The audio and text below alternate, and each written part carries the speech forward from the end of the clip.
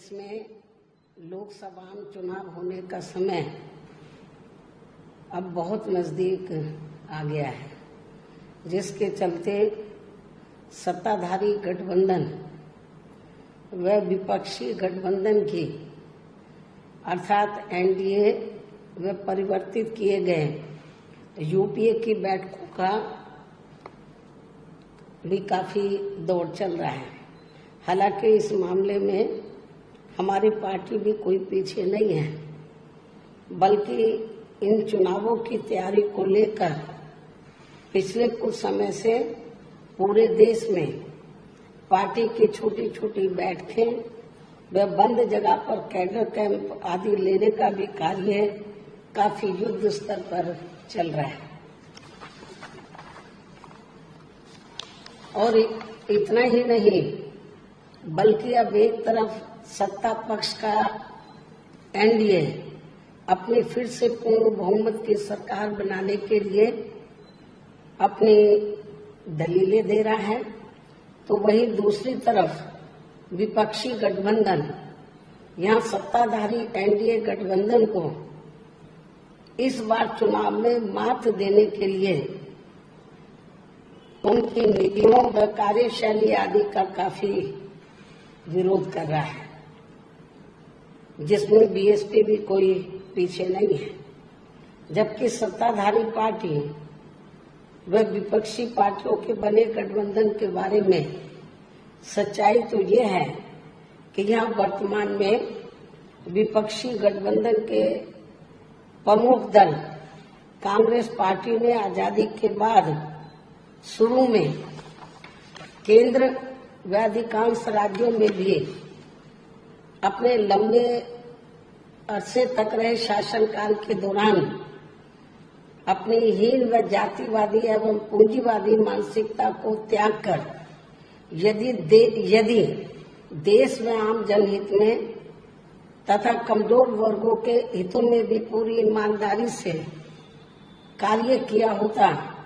और विशेषकर कमजोर वर्गों के हित व कल्याण के मामले में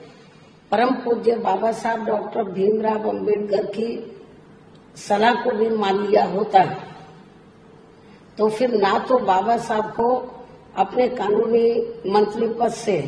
उस समय इस्तीफा देना पड़ता तथा ना ही आगे चलकर कांग्रेस पार्टी को केंद्र व अधिकांश राज्यों की भी सत्ता से बाहर होना पड़ता तथा ना ही फिर कमजोर वर्गों के लोगों को मजबूरी में बीएसपी के नाम पर अपनी अलग से राजनीतिक पार्टी बनाने की जरूरत पड़ती। और अब ये कांग्रेस पार्टी अपनी जैसी जातिवादी व पूंजीवादी सोच रखने वाली पार्टियों के साथ गठबंधन करके फिर से केंद्र की सत्ता में आने के सपने देख रही है, तो वही सत्ताधारी बीजेपी पार्टी भी उन्हें केंद्र की सत्ता में आने के लिए अपने एनडीए गठबंधन को हर मामले में मजबूत बनाने में लगी है। साथ ही फिर से सत्ता में आने का दावा भी ठोक रही है। ये कह रही है कि इस बार बीजेपी और उनका गठबंधन 300 से ज्यादा सीटें लाएगा, इसका भी दावा ठोक रही है, जिनकी कथनी व करनी में कांग्रेस पार्टी की तरह ही कोई खास अंतर नजर नहीं आता है। कहने का तात्पर्य ये है कि अब ये दोनों बड़े गठबंधन यानी कि एनडीए व परिवर्तित किए गए यूपीए केंद्र की सत्ता में आने के लिए अपने अपने दावे ठोक रहे हैं, जबकि जनता को किए गए इनके वायदे व आश्वासन आदि सत्ता में बने रहने के दौरान अधिकांश खोखले ही साबित हुए हैं। वैसे भी कांग्रेस व बीजेपी एंड कंपनी के बने गठबंधन की अब तक रही सरकार की कार्यशैली यही बताती है कि इनकी नीति, नियत व सोच सब समाज में से विशेषकर गरीबों, दलितों, आदिवासियों, पिछड़े वर्गों, मुस्लिम एवं अन्य धार्मिक अल्पसंख्यकों के प्रति लगभग एक जैसी ही रही है,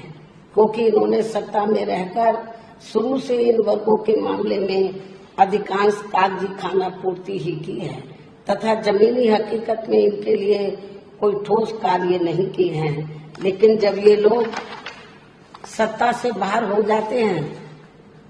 तो तब फिर वे अपने वोट की खातिर इनके हितों में काफी लंबी चौड़ी बातें करते हैं। जैसे कांग्रेस पार्टी का गरीबी हटाओ का व बीजेपी का हर गरीब के खाते में 20 लाख रुपए पहुंचाने को लेकर कही गई ये बातें सत्ता में आने के बाद केवल हवाई व खोखली ही साबित होकर रह गई हैं, जिसकी खास वजह से ही बीएसपी ने सत्ताधारी गठबंधन व विपक्षी गठबंधन से ज्यादातर अपनी दूरी ही बना के रखी है। ऐसी स्थिति में अब इन वर्गों के लोगों को यानी कि कमजोर वर्गों के लोगों को आपसी भाईचारे के आधार पर वे अपना अकेले ही मजबूत गठबंधन बना के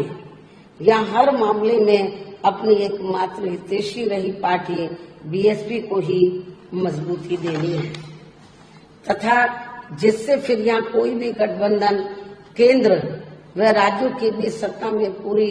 मजबूती के साथ आसीन न हो सके तथा इसके स्थान पर फिर इनकी मजबूत नहीं बल्कि मजबूर सरकार ही बनेगी। हमारी पार्टी का ये पूरा प्रयास होना चाहिए ताकि बीएसपी